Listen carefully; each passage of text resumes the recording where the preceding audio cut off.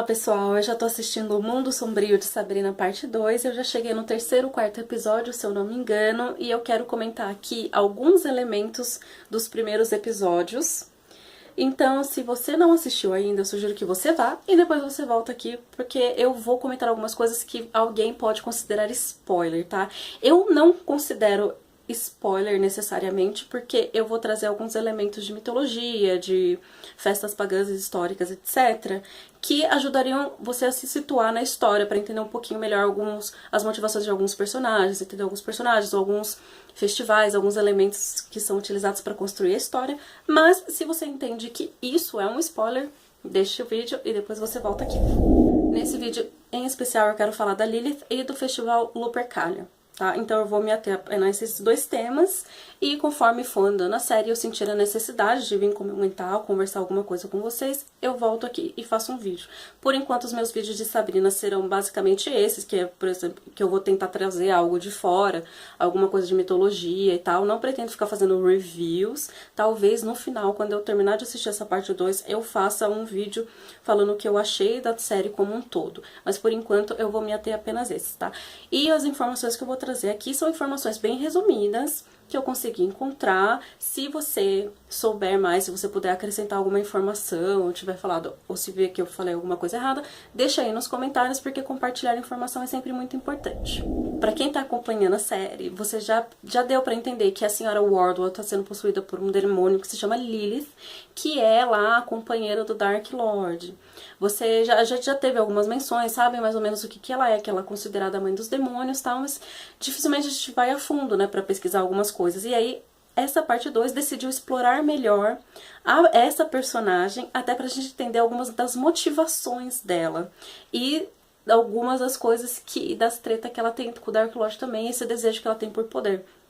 Porque a Lilith, no geral, ela é uma figura feminina muito forte, seja para coisas boas, seja para coisas muito, muito ruins. E aí, conforme vocês vão perceber, ela é geralmente associada a coisas muito ruins.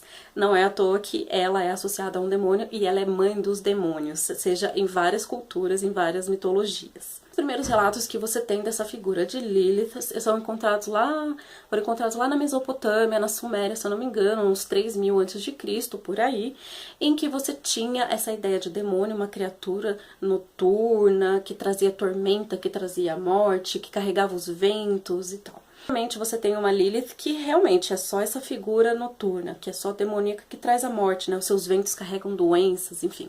Com o passar do tempo, ela passou a ser mais associada com a fertilidade. E aí, por incrível que pareça, em alguns lugares dessa região você tinha um culto a essa figura para a fertilidade.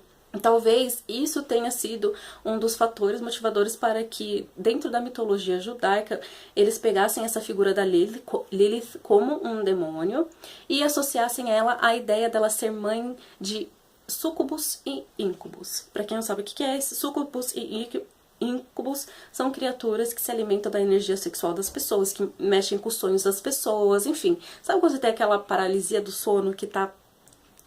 Então, umas criaturas que o pessoal via, então eles associavam a isso também. Tanto que algumas representações da Lilith mostram ela sentando no peito das pessoas, tentando sufocá-las, assim como ela foi sufocada por Adão. E aí vem essas representações um pouco mais contemporâneas de Lilith, de que ela seria a primeira esposa de Adão. Tá? Em alguns textos, não sei se é na mitologia judaica... Enfim, em alguns textos, principalmente apócrifos, na questão cristã, né? Nos textos apócrifos, você tem uma ideia de que talvez, antes de Eva, Lilith teria sido criada não da costela de Adão, ela teria sido criada de igual para igual. Só que ela decidiu se rebelar, ela queria poder, ela não queria ser submissa, coisa nenhuma, e aí ela foi expulsa do paraíso. Logo em seguida, Deus teria criado Eva da costela de Adão para que Eva fosse mais submissa. Só que nesses textos também você encontra informações de que talvez Lilith tenha sido a serpente, né, que influenciou Eva a comer do fruto proibido, causando todo aquele rebuliço que a gente já conhece.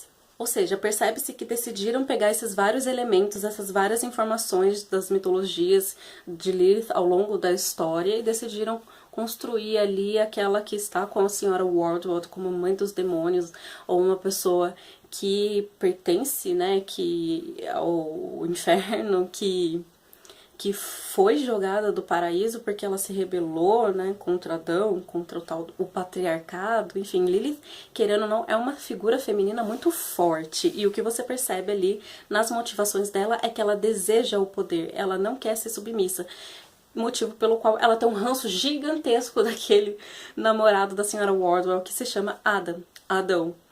Então, realmente, assim, vai ser interessante ver esse relacionamento dos dois ao longo dessa série, porque, em tese, ela deveria ser submissa a um Adão e ela abomina esse cara. Só que aí aparece um namoradinho que faz tudo pra ela, que faz as coisinhas pra ela tá até deixando fazer, entendeu?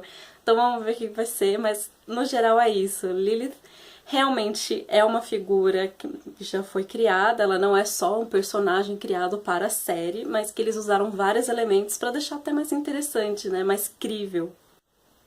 Quanto ao Lupercalia, há umas pequenas diferenças, mas a origem da festividade é como a Zelda falou mesmo, né, elas tem como origem, o nome dela tem como origem o nome da caverna em que, em tese, Rômulo e Remo foram amamentados por uma loba, que em alguns textos é considerado Pan, só que de outra forma, e ele era mais ou menos uma festividade pastoril, como se fosse uma renovação, um final de ano. Você tinha... Era principalmente sobre purificação, para você começar o ano bem, para você começar aquela roda, e você tem toda aquela questão de fertilidade, afastar maus espíritos, aquela coisa toda que a gente já sabe, né? Na série eles deram uma incrementada ali para ficar um negócio mais Valentine's.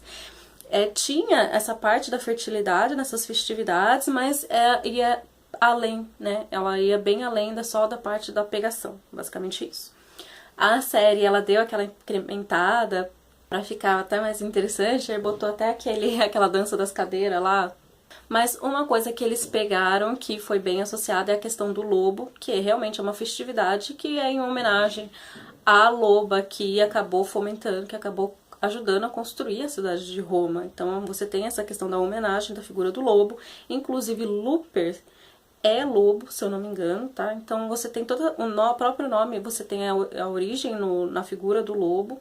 Então você tem ali na Sabrina os caras correndo lá com toda aquela pele de lobo, com tudo isso. Mas, né, elas ocorriam de formas diferentes. Na verdade, alguns sacerdotes patrícios, né, alguns patrícios eram selecionados para ir até a caverna e fazer alguns rituais. Só que uma coisa interessante, ó. Esses selecionados, eles se encontravam lá na gruta, né, na Lupercal. Eles sacrificavam 2 bodes e um cão.